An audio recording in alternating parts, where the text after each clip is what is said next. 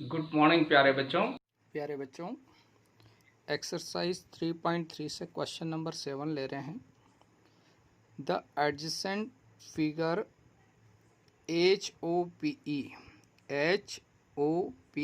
ये एक फिगर हमने यहाँ बनाया हुआ है।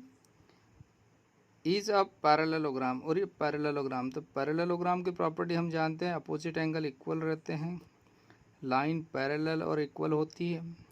ठीक है, तो और भी बहुत सारी प्रॉपर्टी जहाँ ज़रूरत होगी हम यूज़ करेंगे बच्चों। हैं find the angle measures x y z, आपको एक्स वाई और जेड की वैल्यू निकालना है, मीन्स इनका मेजरमेंट कितना डिग्री है ये निकालना है। State the properties you use to find them, आपको प्रॉपर्टी जो आप यूज़ कर रहे हैं उसको भी लिखना है। यहाँ पर स्टेट है ना, उसको लिखना है, मेंशन करना है। तो देखिए हम बहुत आसान वे से कैसे निकाल सकते हैं। देखिए सबसे पहले तो ये एंगल 1 और 2 जो नाम दिए हैं मैंने, ये एक्सटीरियर एंगल है 70, तो ये स्ट्रेट लाइन पे बन रहे थे, ये लीनियर पेयर बनाते हैं, तो एंगल 1 + 2 कितना होता है 180। तो एंगल 1 का वैल्यू निकाल सकते हैं, 180 में से 70 माइनस कर देंगे तो 110 आ जाएगा 1। और एंगल 1 और x दोनों इक्वल होंगे, अपोजिट एंगल है, तो 110 ये वैल्यू आ गया 1 का, तो x कितना आ जाएगा 110 बच्चों।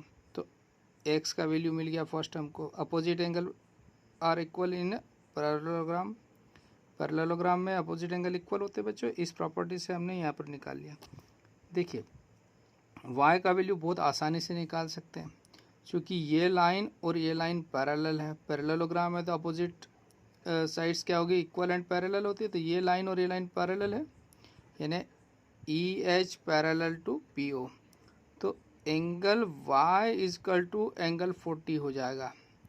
क्यों हो जाएगा, ये अल्टरनेट इंटीरियर एंगल, ये ट्रांसवर्सल लाइन है, ट्रांसवर्सल लाइन है तो ये दोनों अल्टरनेट इंटीरियर एंगल हुए और ये दोनों इक्वल होते हैं चूँकि लाइन पैरेलल है। तो y का वैल्यू 40 मिल गया, x का वैल्यू 110 आ गया। अब इधर देखते हैं, ये 40 आ गया बच्चों और ये z है, तो एक्सटीरियर एंगल प्रॉपर्टी से इन ट्राइंगल PHO में एंगल 70 जो है इंटीरियर एंगल का सम होगा दोनों का, अपोजिट इंटीरियर एंगल का। तो y + z यानी y 40 + z इजकल टू 70, तो z का वैल्यू 30 डिग्री आ जाएगा। अब इसको सिस्टेमेटिक हम यहाँ पर नोट कर लेते हैं बच्चों। बाय लीनियर पेयर से एंगल 1 + 2 इजकल टू कितना हो जाएगा 180 हो जाएगा बच्चों। तो एंगल 1 + 2 इजकल टू 180 हो जाएगा बाय लीनियर पेयर से। और यहाँ पर एंगल 2 का वैल्यू कितना दिया है 70, तो दिस इम्प्लाइज एंगल 1 + 2 की जगह 70 लिखेंगे इज इक्वल टू 180। तो एंगल 1 इजकल टू मिल गया बच्चों 180 - 70 is equal to 110। This implies हम लिख देते हैं एंगल 1 इज इक्वल टू 110 यहाँ से। ठीक है, अब एंगल 1 और x दोनों क्या है इक्वल होंगे, ये क्या है opposite angle of a parallelogram. So now angle 1 is equal to x, this implies angle 1 है 110 इज इक्वल टू x, तो x का वैल्यू 110 आ गया। और यहाँ पर कौन सी प्रॉपर्टी यूज़ करी हमने, बाय ये क्या अपोजिट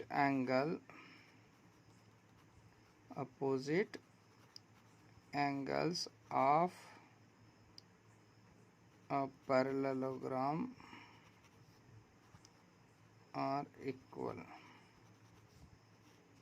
है, तो ये पैरेललोग्राम में अपोजिट एंगल इक्वल होते हैं।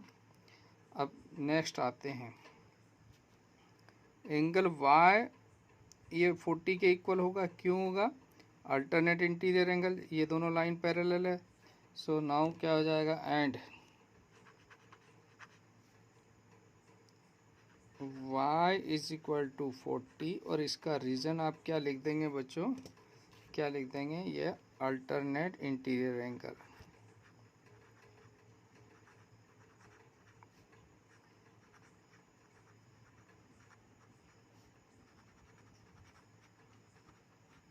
अल्टरनेट इंटीरियर एंगल प्रॉपर्टी से ये दोनों इक्वल हो जाएंगे बच्चों। नेक्स्ट इससे आगे फिर बढ़ते हैं बच्चों। हमको देखिए अभी हमको क्या क्या मिल गया है यहाँ पर नोट कर लेते हैं। एक्स का वैल्यू आ गया आपको 110, वाई का वैल्यू आ गया आपके पास 40, ठीक है ना, वाई इजकल टू 40 मिल गया आपको। अब जेड निकालना है तो जेड यहाँ से निकल जाएगा एक्सटीरियर एंगल प्रॉपर्टी से, तो क्या होगा, z plus y is equal to 70, तो बाय एक्सटीरियर एंगल प्रॉपर्टी। तो क्या लिख देंगे बच्चों यहाँ से, देखिए बच्चों यहाँ पर हमने रेड ट्राइंगल लिया है पी ओ एच में, पी ओ एच में ये एक्सटीरियर एंगल है, तो exterior angle interior angle opposite के, अपोजिट इंटीरियर एंगल का सम होगा ये एक्सटीरियर एंगल। तो हमने यहाँ पर नोट कर लिया by exterior angle property in triangle P O H क्या हो जाएगा, z plus y is equal to 70 होगा और वाई का वैल्यू हमारे पास 40 आ गया है बच्चों। तो यहाँ से हो जाएगा z plus 40 is equal to 70, this implies z is equal to आ गया 70 माइनस 40 और ये हो गया आपका 30 डिग्री। तो यहाँ से जेड बराबर आ गया आपके पास 30 डिग्री। तो देखिए जेड का वैल्यू 30 डिग्री आ गया है, वाई का वैल्यू आपके पास 40 डिग्री आ गया है और एक्स का वैल्यू 110 डिग्री आ गया है। तो आपको तीनों वैल्यू आ गया, मिल गई है। तो हम यहाँ पर लिख देंगे लास्ट में हैंस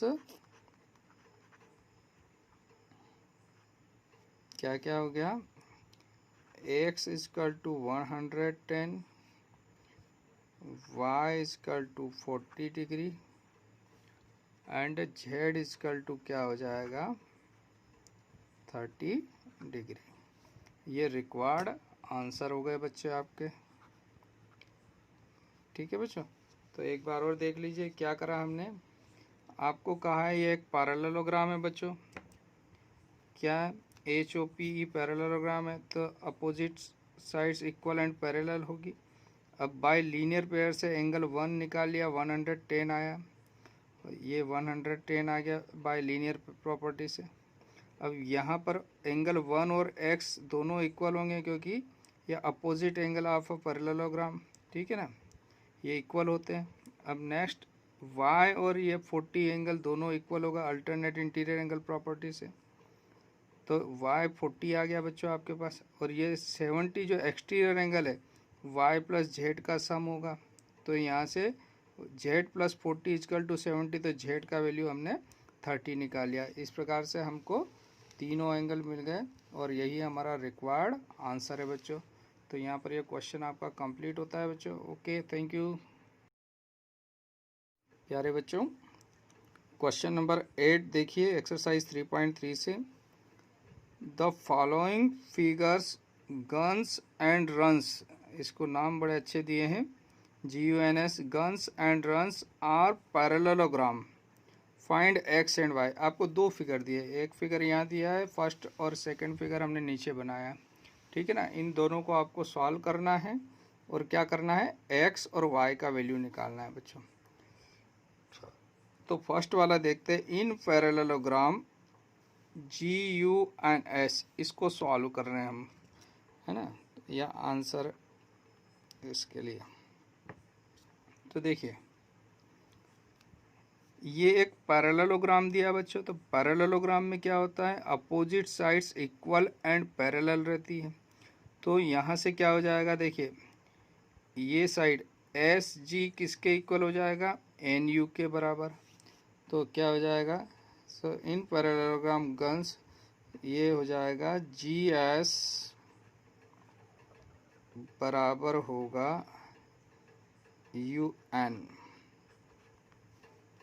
ये साइड और ये साइड इक्वल होगी एंड कौन कौन सी भुजा हो जाएगी, GU बराबर हो जाएगा SN, एस एन, ठीक है। सो दिस इम्प्लाइज, ये कौन सी प्रॉपर्टी लिखेंगे, यहाँ पर लिख देंगे हम कि ये opposite sides of a parallelogram are equal. तो हमने यहाँ पर नोट कर दिया opposite sides are equal in a parallelogram. तो क्या हो जाएगा, जी एस देखो आपके पास, जी एस है आपके पास 3x is equal to U N है 18 सेंटीमीटर, और एंड जी यू देखो, जी यू है आपके पास 3y-1 is equal to S N हो गया 26, ठीक है। वैसे भी हम समझ सकते हैं 3x किसके इक्वल होगा 18 के बराबर, 3y-1 किसके इक्वल होगा 26 है, चूँकि अपोजिट साइड से इक्वल रहती है बच्चों। अब यहाँ से क्या हो जाएगा, दिस एम्प्लाइज x का वैल्यू क्या हो जाएगा 18/3, एंड इधर क्या हो जाएगा 3y इक्वल टू 26 + 1 हो जाएगा, 1 को ट्रांसफ़र कर दिया।